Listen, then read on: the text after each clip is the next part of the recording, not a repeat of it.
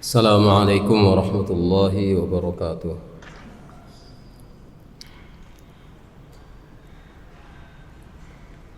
Alhamdulillah alladzi arsala rasulahu bil huda wa dinil haqq liyudhhirahu 'ala ad-dini kullihi wa kafa billahi shahida. Wa asyhadu an la ilaha illallah wahdahu la syarika lah iqraran bihi wa tauhida. Wa asyhadu anna Muhammadan 'abduhu wa rasuluh sallallahu alaihi wa ala alihi wa sallama tasliman mazida. Amma ba'd, para mu'takifin sekalian dan peserta kajian di sore hari,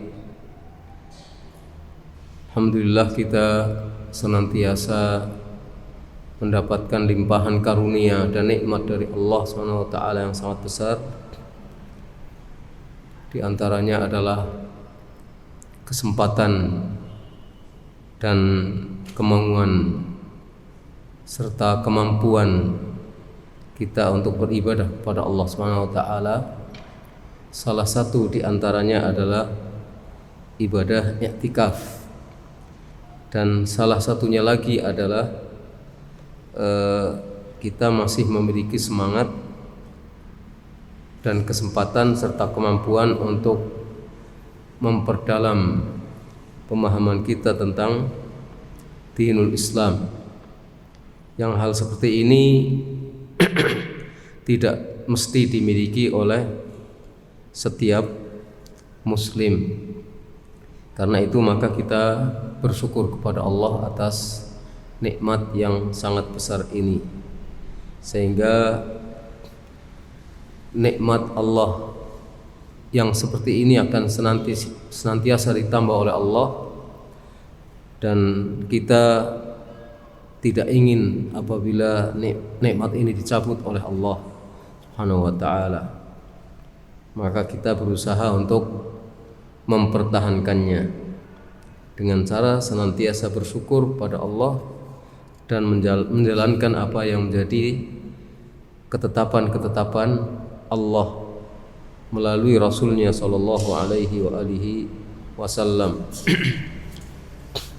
Di hadapan kita ada kitab Syarah Masail Al-Jahiliyah yang judul aslinya adalah Masail Al-Jahiliyah allati khalafa fiha Rasulullah SAW ahlal jahiliyah, yang merupakan risalah yang ditulis oleh Syekh Muhammad Ibnu Abdul Wahhab rahimahullah, yang kemudian disyarah oleh Syekh Saleh bin Fauzan Al-Fauzan hafizahullah ta'ala.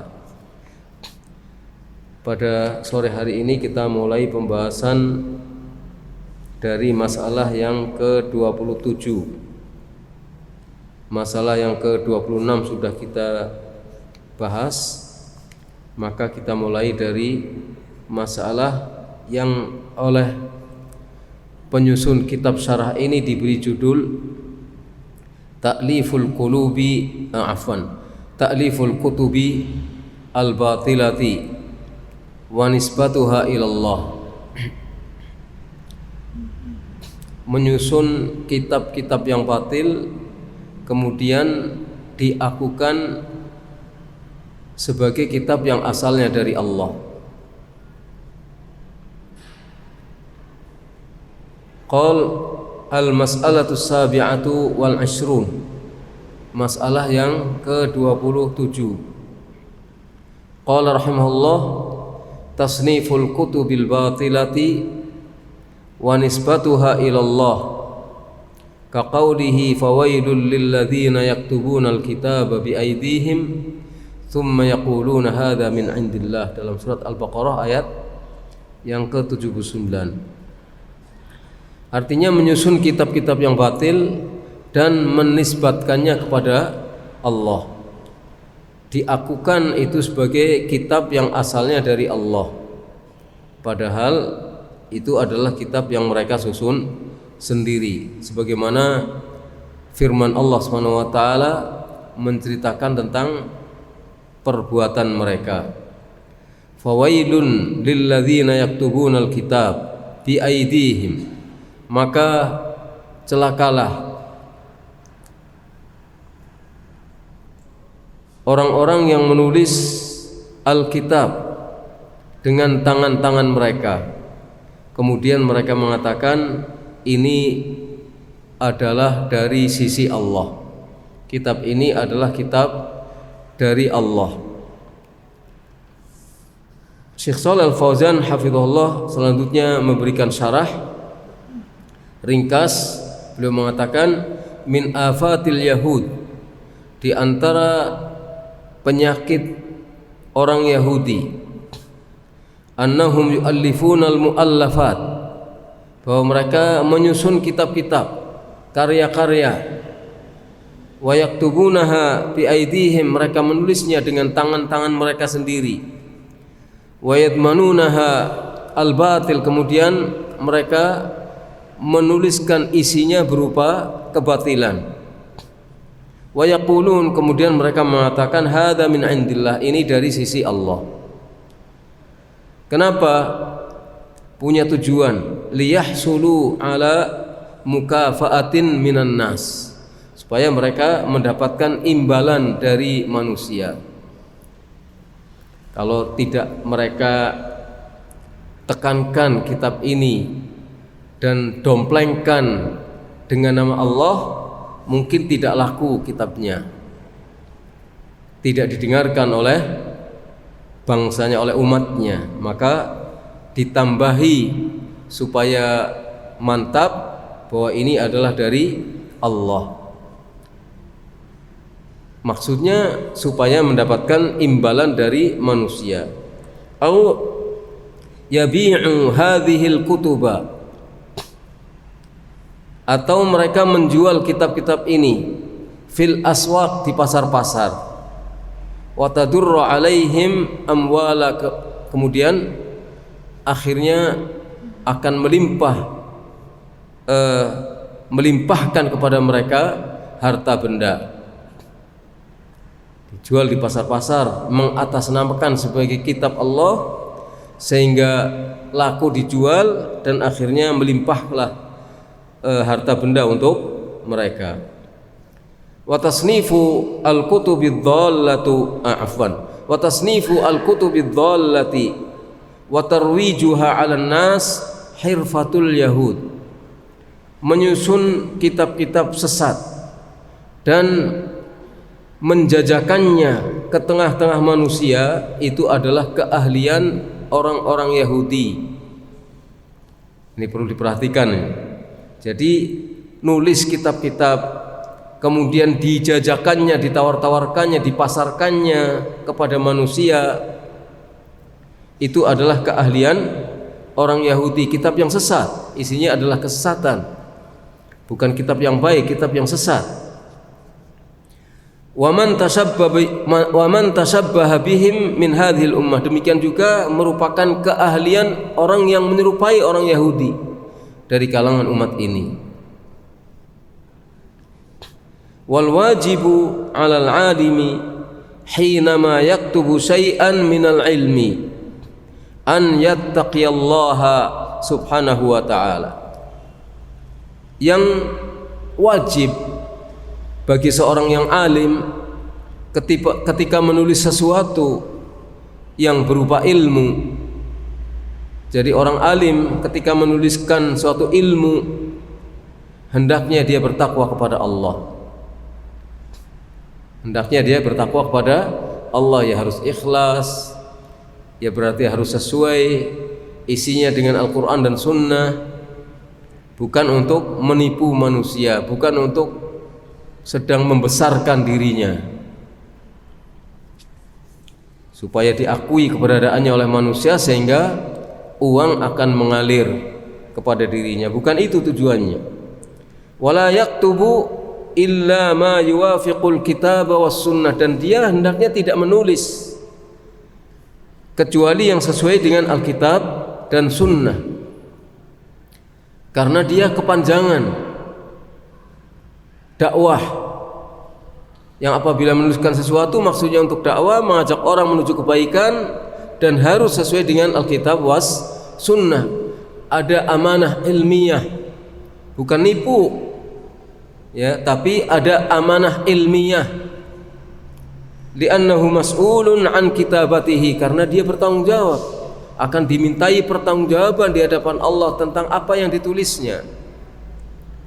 Fala yaktubu fi fatwahu wala fi muallafihi wala fi maqalatihi illa ma yuwafiqul kitab was sunnah. Maka dia hendaknya tidak menulis di dalam fatwanya, tidak menulis di dalam kitab karyanya, tidak menulis di dalam makalahnya, kecuali yang sesuai dengan Al-Quran dan Sunnah, bukan sesuai yang justru, bukan sesuatu yang justru membantah Al-Quran dan Sunnah, membawa dan menyeret umat manusia menuju kepada sikap menentang pada Al-Quran dan Sunnah. Kalau orang berdalil dengan Al-Quran dan Sunnah dianggapnya bodoh, awam. Orang yang ilmiah itu adalah orang yang menulis dan berbicara sesuai dengan akal pikiran, dengan logika. Ini nanti lama-lama menyimpang dari Alkitab dan Sunnah. Wala yaktubu syai'an min 'indi nafsihi wa hawah. Dan hendaknya dia tidak menulis sesuatu dari dirinya dan dari hawa nafsunya, atau menurut hawa nafsunya. Tidak menulis menurut apa yang diinginkan oleh dirinya dan hawa nafsunya. Wa yaqul, kemudian dia mengatakan, hadza minas syara', ini termasuk syariat, ini berasal dari syara'. Hukum Islam itu seperti ini. Au hadhihi hiya syari'ah, atau dikatakan inilah dia syariat.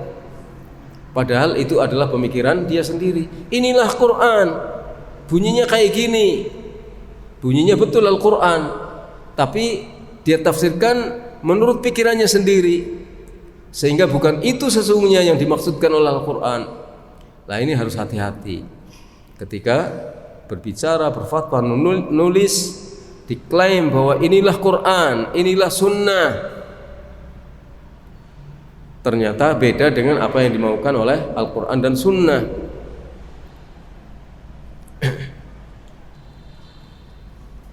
Wa ma aktsara tasnif al-kutubi fi hadhil ayyam.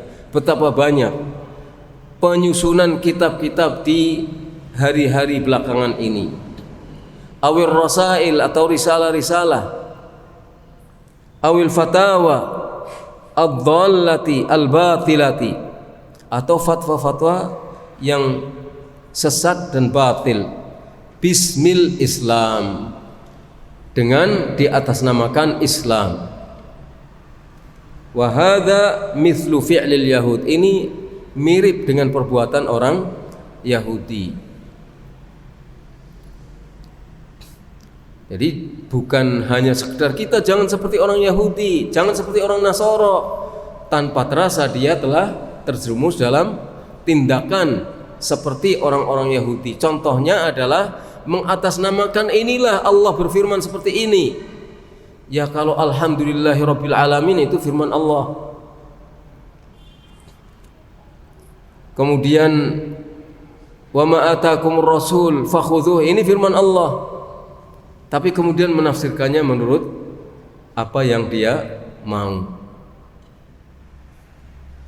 Karena dia berbicara hukum atas nama Allah, tidak bisa sembarangan. Fahada yunabbihul muslima alladhi yuridu an yaktuba au yu'allifa au yufti. Ini mengingatkan seorang muslim yang ingin menulis atau menyusun atau berfatwa, an yatawaqqaf 'inda hududillah, harus berhenti pada batas-batas ketetapan Allah, tidak boleh melampauinya. Wa an yattaqiyallah, dan harus bertakwa kepada Allah, harus takut pada Allah, karena yang dibicarakan adalah atas nama Allah. Hukum ini hukumnya Allah, ketetapan ini ketetapannya Allah. Kok dia berani-beraninya mengatakan mengatasnamakan Allah, padahal jauh dari apa yang dimaksudkan oleh Al-Quran dan sunnah. Wa an yaktuba lil haqqi, dan hendaknya dia menulis untuk al-haq. Wa illam yardhan nas, meskipun orang tidak ridho, meskipun orang tidak senang.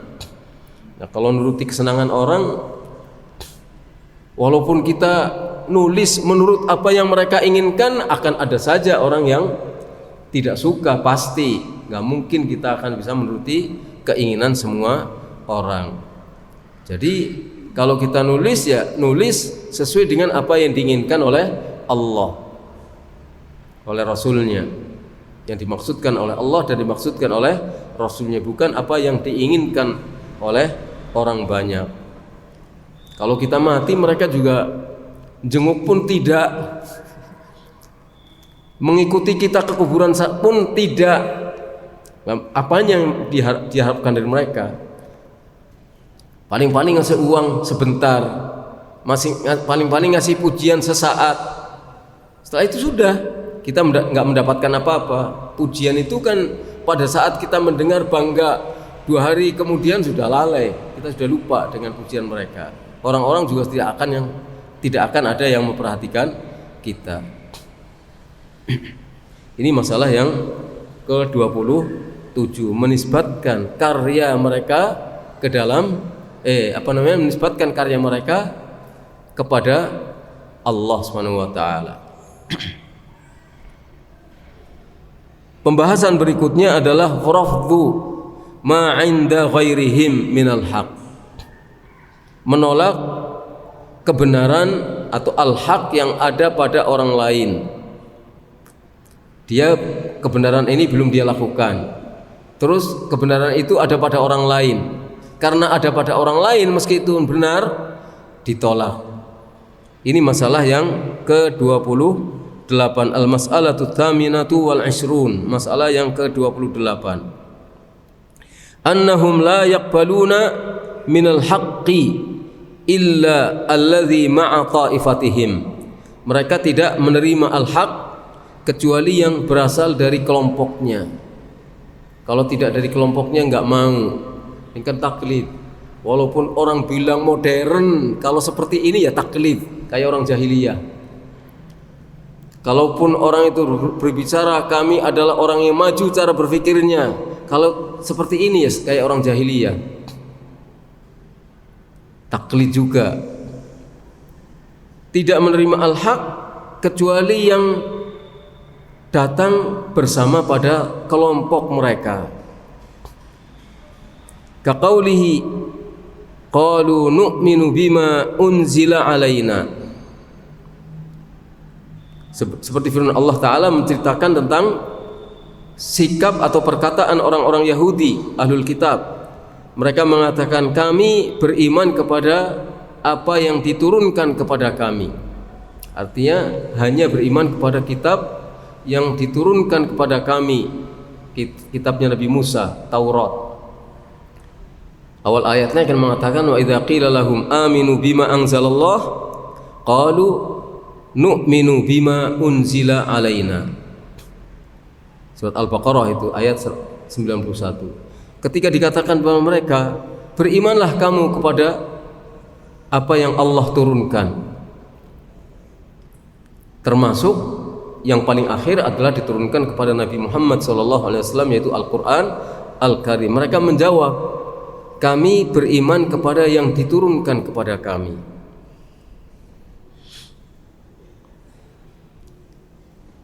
Idza qila lahum aminu bima anzalallahu ala Muhammad sallallahu alaihi wasallam, apabila dikatakan kepada mereka orang-orang Yahudi, berimanlah kepada apa yang Allah turunkan kepada Muhammad sallallahu alaihi wasallam. Qalu nu'minu bima unzila alaina. Kami beriman kepada apa yang diturunkan kepada kami. Ayat ala Musa alaihi salatu wassalam, maksudnya adalah kepada Nabi Musa alaihi salatu wassalam. Kami hanya beriman kepada kitab Taurat yang diturunkan kepada Musa. Adapun Al-Quran yang diturunkan kepada Muhammad, enggak mau mereka mengimaninya. Kalau sekarang beda lagi. direkayasa supaya tidak kelihatan tidak beriman, Al-Quran itu dicampur-campur gaya penafsirannya dengan gaya-gaya penafsiran Taurat, Injil, atau bahkan gaya-gaya yang tidak berdasarkan agama. Dibawa pulang, dibilang inilah Islam, kayak gini. Nah, itu seperti sikapnya orang ahlul kitab. Sementara ahlul kitab tidak mau menerima kebenaran Islam, tidak mau menerima kebenaran Al-Quran yang diturunkan kepada Nabi Muhammad SAW. Wa yakfuruna bima wara'ahu, mereka kafir terhadap apa yang turun kemudian. Ay ghairihi, ay bima wara'ahu bi ghairihi au ghairuhu, ay ghairuhu atau yang lainnya. Kafir terhadap kitab-kitab yang lain termasuk kepada Al-Quran. Wa huwal haqqu musaddiqan lima ma'ahum, padahal itu adalah hak, membenarkan apa yang ada pada mereka. Al-Quran itu hak. Injil dulu ketika diturunkan kepada Nabi Isa alaihissalam itu hak, benar, membenarkan isi Taurat yang ada pada orang Yahudi. Yaqulun, mereka mengatakan, nahnu nu'minu bit Taurat, kami beriman kepada Taurat, allati unzilat ala nabiyyina Musa, yang diturunkan kepada nabi kami Musa. Wa yakfuruna bima wara'ahu, dan mengkafiri kitab yang turun kemudian. Wa huwal Injil alladzi unzila ala Isa, yang yaitu Injil yang diturunkan kepada Nabi Isa. Wal Quran alladzi unzila ala Muhammadin sallallahu, yang diturunkan kepada Nabi Muhammad sallallahu alaihi wasallam. Wa huwal haqqu, padahal Al-Quran sebelumnya Injil pada saat diturunkan kepada Nabi Musa, kepada Nabi Isa, adalah al-haq, musaddiqan lima ma'ahum, membenarkan apa yang ada pada orang-orang Yahudi. Al-Injil wal Quran musaddiqani, Injil dan Al-Quran membenarkan lima fit Taurat, apa yang ada di dalam Taurat. Faraddallahu alaihim, maka Allah pun membantah mereka. Bi annakum idza kuntum tattabi'una ma unzila ala Musa fa kaifa taqtuluna al-anbiya. Allah membantah mereka dengan apa? Yaitu bahwa apabila kalian mengikuti apa yang diturunkan kepada Musa, salah bacanya tadi mungkin saya, in kuntum tattabi'una ma unzila ala Musa, kalau kalian benar-benar mengikuti kitab yang diturunkan kepada Nabi Musa,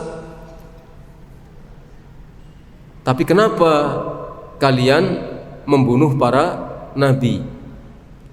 Kalau benar-benar mengikuti kitab yang diturunkan kepada Nabi Musa, bagaimana mungkin kalian kemudian membunuh para nabi? Hal unzila ala Musa qatlul anbiya, apakah pernah diturunkan wahyu dari Allah kepada Nabi Musa yang isinya adalah untuk membunuh para nabi? Haitsu qatalu Zakaria, mereka membunuh Zakaria. Wa qatalu Yahya, membunuh Yahya putra Zakaria. Wa hammu, dan punya keinginan bi qatli Isa, untuk membunuh Isa alaihi wassalatu wassalam. Farafa'allahu ilaihi, tapi kemudian Isa alaihi salatu wassalam diangkat oleh Allah.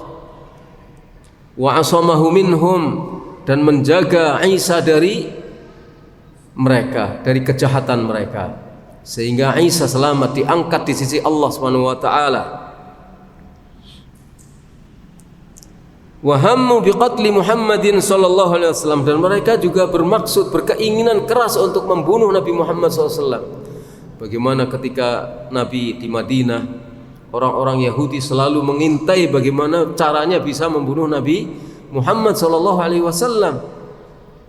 Fahum muhimmatuhum qatlul anbiya, maka mereka orang-orang Yahudi ini muhimmahnya, pekerjaannya adalah membunuh para nabi.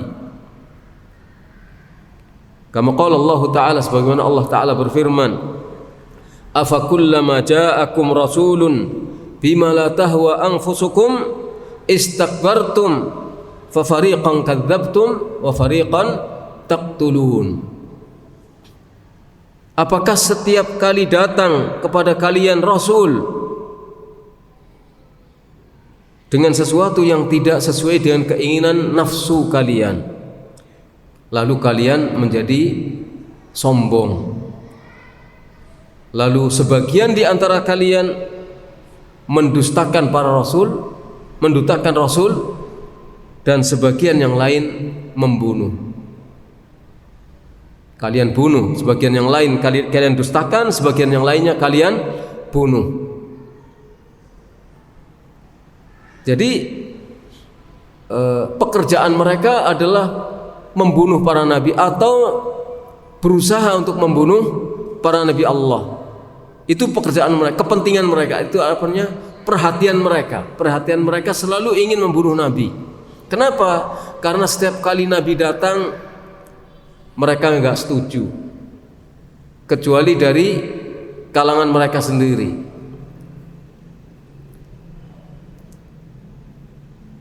Nabi datang baru, orang-orang Yahudi dulu pamer kepada orang-orang Aus dan Khazraj, nanti awas di akhir zaman akan datang seorang nabi. Begitu nabi datang, kami akan ikut nabi itu dan kami akan perangi kalian semua. Begitu nabi datang, mereka adalah orang yang paling pertama kafir kepada nabi setelah orang-orang musyrikin Quraisy. Kenapa? Karena tidak sesuai dengan ekspektasi mereka. Jadi harusnya menurut mereka nabi harus ikut mereka, bukan mereka ikut nabi, tapi harus nabi ikut mereka dari bangsanya sendiri, dari golongannya sendiri. Allah harus tunduk kepada mereka. Mestinya Allah kalau menurunkan Rasul itu harus dari bangsa kami sendiri. Kalau Nabi sudah datang dan tidak sesuai dengan keinginan mereka, ditolak juga nabinya, walaupun dari bangsa sendiri. Ba'dur rusul kadzabuhum, sebagian rasul mereka dustakan. Wa ba'dur rusul qataluhum, sebagian rasul yang lain mereka bunuh. Limadha? Kenapa?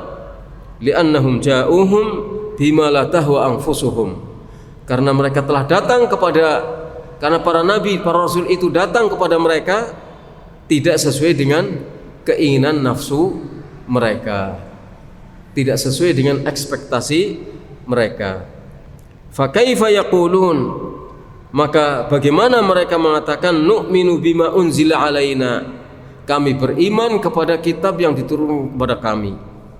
Wa aina hadza minal iman billadzi unzila alaihim, mana buktinya? Mana buktinya bahwa mereka itu beriman kepada apa yang diturunkan kepada mereka? Nabi kalau tidak sesuai dengan keinginan mereka, mereka berusaha untuk menentang dan membunuhnya. Jadi mana buktinya? Wa aidan, begitu juga mimma unzila alaihim fit Taurah na'tu Muhammadin sallallahu alaihi wasallam. Di antara yang diturunkan kepada mereka yang terdapat di dalam Taurat adalah sifat-sifat Nabi Muhammad sallallahu alaihi wasallam. Di dalam At-Taurat kitab mereka tertulis bagaimana sifat-sifat Muhammad dan tertulis perintah supaya mereka beriman kepada Nabi di akhir zaman, yaitu yang bernama Muhammad dengan ciri-ciri seperti ini. Disebutkan seperti itu. Begitu turun Al-Quran, begitu datang Nabi Muhammad SAW, pas dengan ciri-ciri yang disebutkan dalam Taurat, mereka ingkari. Apa ini yang dinamakan beriman kepada Taurat? Padahal Taurat memerintahkan mereka supaya beriman kepada Nabi Muhammad.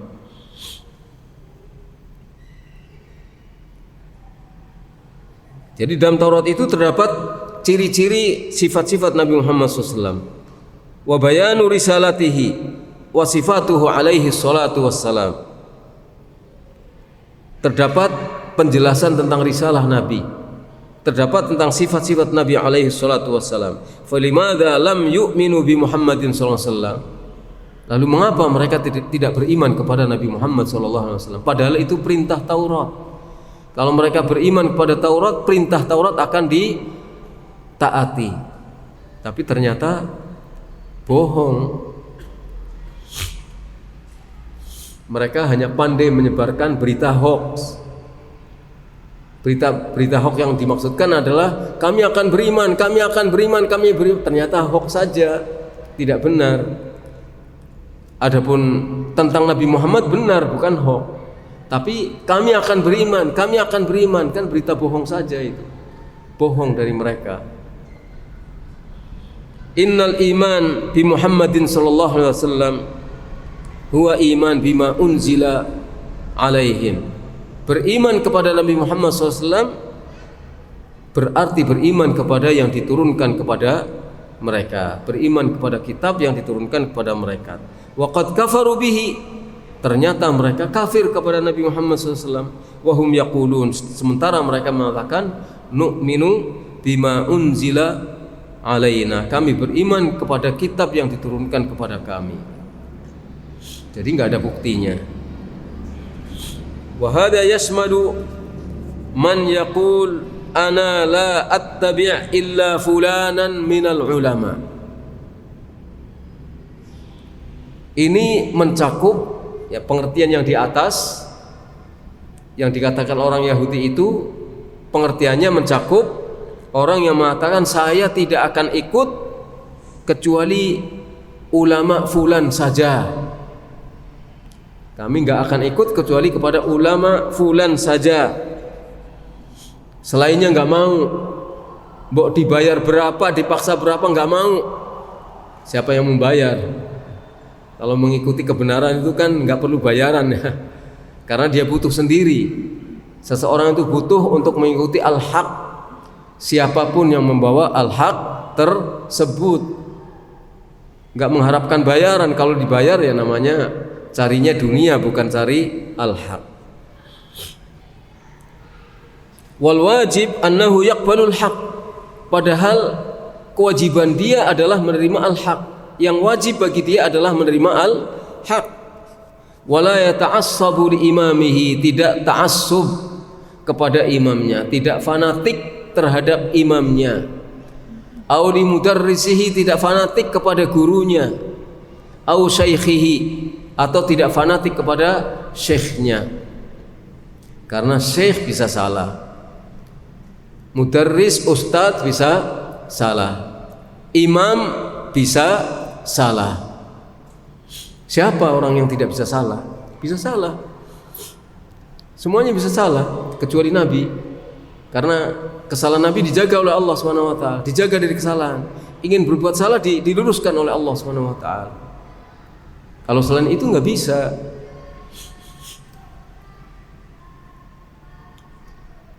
Mithlu masyayikh turuqi, misalnya adalah syekh masyayikh atau syekh tariqat sufiyah, difanatiki, berfanatik kepada syekh tariqat sufiyah seperti ini. Mbuh bener mbuh enggak, yang penting itu adalah syekh saya, imam saya, guru saya. Menghormat itu boleh. Menghormat kepada orang yang mengajari kita kebaikan itu boleh.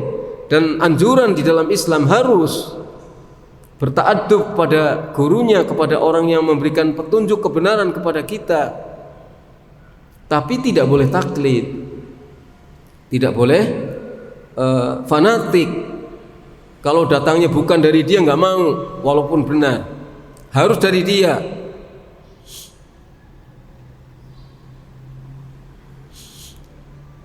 Yata'assabu lahum al-muridun wal atba', murid-murid dan pengikut-pengikutnya ta'assub kepada mereka, masyayikh turuk sufiyah ini, tariqat-tariqat ini. Wala yaqbaluna al-haq illa ma qala haula. Mereka tidak mau menerima kebenaran kecuali yang dikatakan oleh mereka, oleh para syekhnya ini. Wa hadza amrun batil. Ini adalah perkara yang batil. Li'annahu la yajibu ittiba'u muayyanin minal khalqi illa Rasulullah sallallahu alaihi wasallam. Karena tidak wajib mengikuti seorang tertentu di antara makhluk kecuali kepada Rasulullah sallallahu alaihi wa alihi wasallam. Enggak ada yang wajib kita ikuti, siapapun enggak ada yang wajib kita ikuti kecuali Nabi Muhammad SAW. Mengikuti seseorang kalau dalilnya jelas, qala Allah dan qala Rasulullah SAW jelas, siapapun, hatta kita kepada imam-imam kita, Imam Syafi'i, Imam Abu Hanifah, Imam Ahmad, Imam Malik, Syekh bin Baz, Syekh Albani, yang lain-lain, kita lihat dalilnya dulu. Bukan apa kata mereka tanpa melihat kepada dalilnya. Kalau sesuai dengan dalil kita ambil, tidak sesuai ya tidak kita ambil. Kita ikuti perkataan yang sesuai dengan dalil, supaya kita lepas dari perkara jahiliyah yang nomor 28 ini. Wa man qala innahu yajib ittiba'u muayyanin ghairi rasul fa innahu murtaddun. Subhanallah. Keras ini. Barang siapa yang berkata bahwa wajib hukumnya mengikuti orang tertentu selain Rasulullah SAW, wajib hukumnya mengikuti orang tertentu selain Rasulullah SAW, murtad ya hukumnya. Kan medeni gitu ya, artinya menakutkan, yang seperti ancamannya murtad. Loh, mengatakan wajib ikut sama dia padahal dia bukan Rasul, artinya mati hidup sama dia. Mbuh bener mbuh salah, kalau sama dia udah. Ini kalau seperti itu bisa murtad orang itu. Maksudnya ini ancaman ya, bukan menuduh orang-orang telah murtad, bukan. Sekali lagi ini bukan tuduhan, tapi ini untuk kita, supaya kita jangan punya prinsip seperti ini karena menakutkan akibatnya. Walaupun orang saya tidak murtad, saya tetap Islam, saya ini, tapi saya wajib bagi saya harus mengikuti orang itu selain Rasulullah. Ya silahkan, kalau mau mengatakan begitu silahkan saja. Tapi apa tidak takut kepada Allah Subhanahu wa taala? Jika dia dihukumi oleh Allah benar-benar murtad, siapa yang mau menanggung rasa sakitnya nanti di neraka? Apa ada orang lain yang bisa menanggung rasa sakitnya dia di neraka? Kekal misalnya. Kalau murtad itu kan keluar dari Islam. Maka hati-hati, ini adalah berita ancaman supaya kita tidak sembarangan. Kita yang wajib kita ikuti untuk beragama adalah Nabi Muhammad SAW. Selain Nabi tidak ada yang wajib. Betapapun besar keulamaan seseorang, betapapun besar tingkat keilmuan seseorang, tapi selama dia bukan Nabi, tidak wajib kita mengikuti dia. Tidak wajib. Boleh kita mengikuti dia yang sesuai dengan Al-Quran dan Sunnah. Bahkan kalau jelas itu sesuai dengan Alkitab dan Sunnah, kita ikuti Al-Quran dan Sunnah.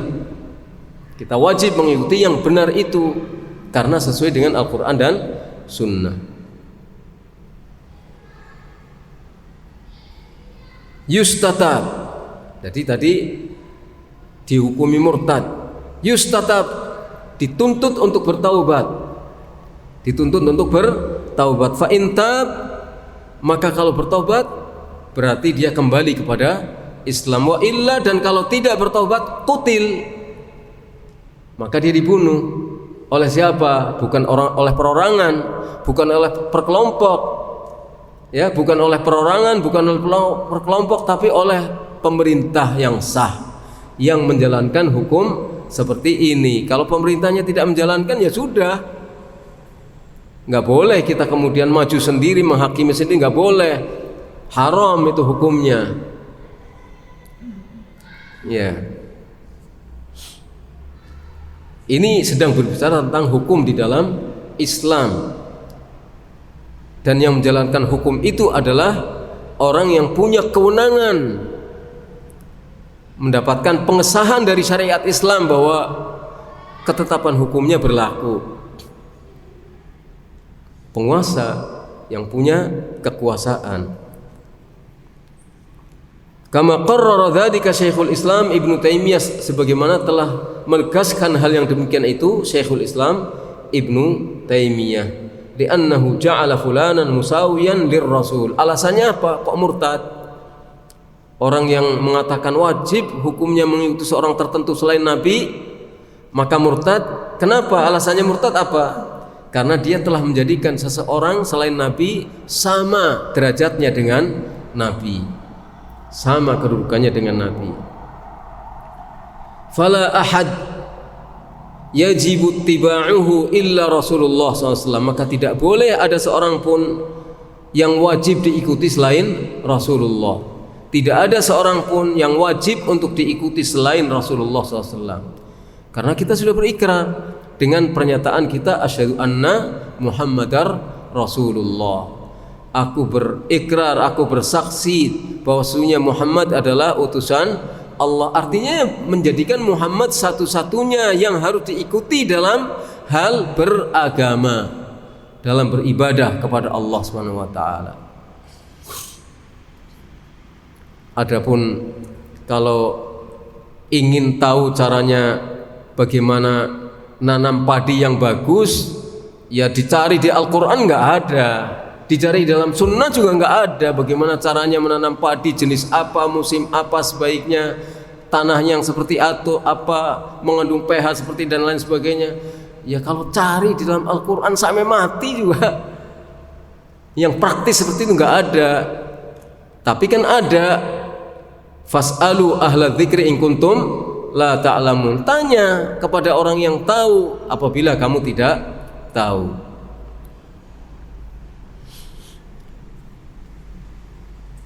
Jadi ini dalam hal beragama. Beragama itu yang meliputi masalah akidah, masalah ibadah, masalah akhlak, masalah muamalah. Ibadah, akidah, ibadah, akhlak, adab, muamalah, itu masalah-masalah yang diatur oleh agama, bukan kemudian melepaskan diri dari Al-Quran dan Sunnah dengan alasan ini kan cuma masalah muamalah. Loh, muamalah itu diatur dalam Islam. Bagaimana muamalah seorang anak kepada orang tua, bagaimana muamalah orang tua kepada anak, bagaimana muamalah tetangga kepada tetangga, diatur dalam Islam. Bagaimana kalau seorang laki-laki ingin menikah wanita, bagaimana perceraian, dan diatur semuanya dalam Islam. Bukan mengatakan ini kan cuma masalah muamalah, nggak apa-apa. Loh, kalau kamu ingin bikin tempe silahkan, ya, bikin tahu silahkan. Mau bikin tahu dengan dengan cara super modern misalnya, tahunya dibikin dari tahunya dibikin dari umpamanya bahan-bahan besi umpamanya. Silahkan kalau bisa dibikin menjadi tahu, kalau bisa dimakan silahkan saja, kalau tidak membahayakan orang lain. Kalau membahayakan jangan.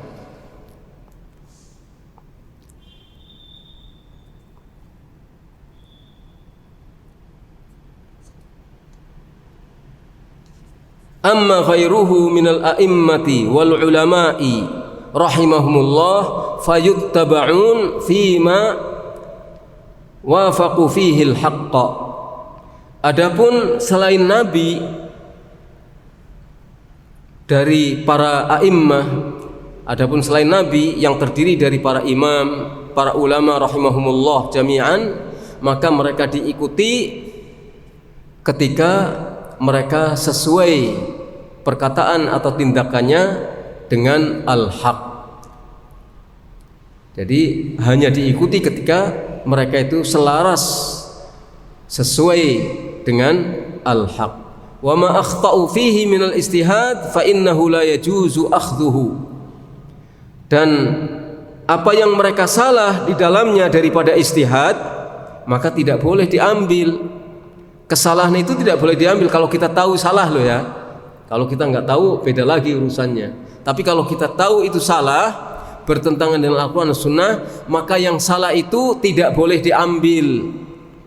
Bukan berarti ketika kita tidak mengambil pendapat seorang ulama lalu kita sikapi dengan tidak hormat ulama itu. Bukan, nggak begitu. Kita tetap menghormat. Kita tetap menghormat sebagaimana seorang anak menghormat kepada ayahnya.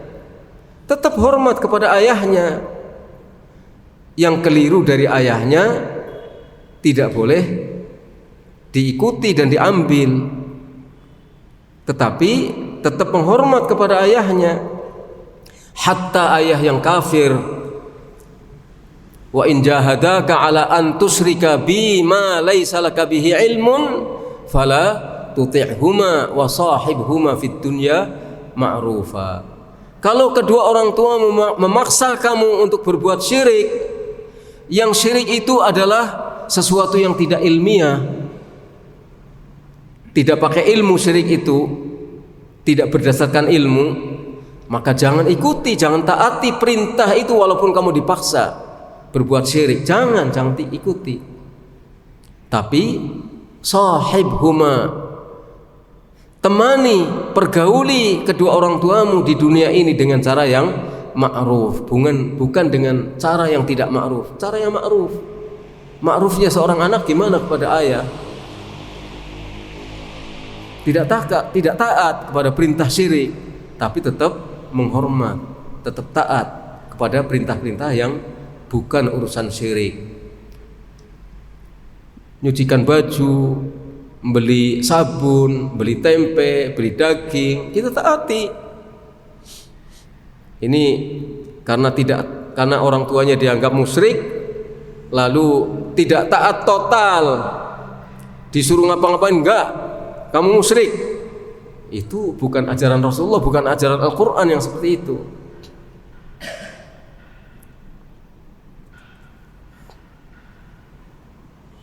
Fa innahu la yajuz akhdhu walau kana minal a'immah, meskipun itu dari para imam. Enggak boleh ijtihadnya yang salah. Kalau kita tahu itu salah, taunya dari mana? Ya dari keterangan para ulama yang lain. Karena kita tidak bisa menyimpulkan salah ketika kita berdasarkan ilmu kita sendiri, karena masih dangkal kan, ilmu kita kan dangkal. Kita tahu benar salah itu dengan keterangan para ulama yang lain terhadap ayat atau nas. Jadi meskipun ijtihad yang salah itu dari para imam, wahum yaqulun dzalik, dan mereka para imam mengatakan demikian. Yaqulun, para imam mengatakan, la ta'khudhu min aqwalina illa ma wafaqa kalamar rasul. Jangan kalian ambil perkataan kami kecuali yang sesuai dengan perkataan Rasulullah sallallahu alaihi wasallam. Itu para imam sendiri mengatakan demikian. Para ulama mengatakan demikian. Setiap ulama ahlul haq, ahlus sunnah wal jamaah pasti mengatakan kalimat ini. Jangan ikuti kami, perkataan kami. Kalau perkataan kami bertentangan dengan nas, dahulukan nas, lempar perkataan saya. Seperti itu perkataan setiap ulama dan imam. Jadi kesimpulannya, masalah jahiliyah yang ke-28 adalah menolak kebenaran yang ada pada orang lain.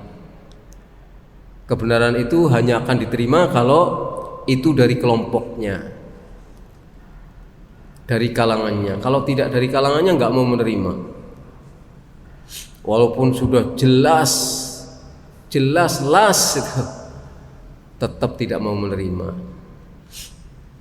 Ini tidak sedang menuduh siapa-siapa, tapi ini siapapun yang melakukan seperti itu berarti terpapar penyakit jahiliyah, termasuk kita. Maka kita tidak boleh seperti itu. Tidak boleh menjadi orang yang sombong, congkak dengan ilmu pengetahuan kita. Kita sudah menjadi orang cerdas kok. Masa masih mengikuti nabi yang umumnya masyarakat itu masih ummi, nggak bisa ngitung, nggak bisa nggak bisa nulis. Kita orang cerdas semuanya, harus beda. Loh enggak, kita tetap ikuti Nabi SAW, nggak boleh sombong seperti itu, nggak boleh congkak seperti itu.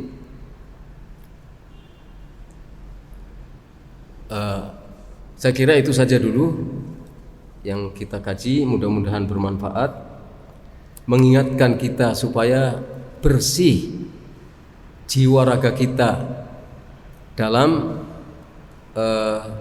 kesucian. Kita bukan orang suci dan tidak ingin menjadi orang yang sok suci, tapi kita perlu menjadi orang-orang yang suci. Maka kita usahakan agar segala hal yang bisa mengotori jiwa kita, langkah kita, akidah kita, sikap kita, maka kita singkirkan sedikit demi sedikit, dan kita terus belajar supaya dengan belajar kita semakin paham. Dengan semakin paham maka kita akan semakin terjaga. Ya.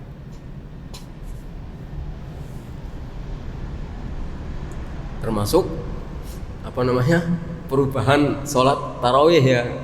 Kita juga tidak mengatakan bahwa yang sholat malam itu nggak boleh, sholat diakhirkan di malam hari, nggak mengatakan demikian. Tapi kayaknya kok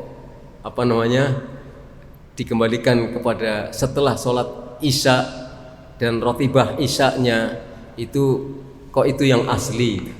Dan fatwa ulama sebagian juga mengatakan demikian. Walaupun ada sebagian ulama yang mengatakan boleh saja dan afdol diakhirkan di malam hari, tapi ketika mereka kembalikan kepada sunnah Nabi dan bagaimana sahabat, sepertinya wallahu alam seperti itu. Jadi ini sementara ya, pendapat sementara kita itu. Kan kita itu masih tetap berjalan, masih tetap berkembang, tidak mandek gitu ya. Kita sekarang berpendapat seperti ini, mungkin suatu saat akan berubah pendapat kita. Pokoknya kita mengikuti yang benar sajalah. Mudah-mudahan kita ibadahnya diterima oleh Allah Subhanahu wa ta'ala. Nas'alullah yuwaffiqana wa iyyakum. Sallallahu ala nabiyina Muhammad wa ala alihi wa sahbihi ajma'in. Subhanakallahumma wa bihamdika asyhadu an la ilaha illa anta astaghfiruka wa atubu ilaik. Assalamualaikum warahmatullahi wabarakatuh.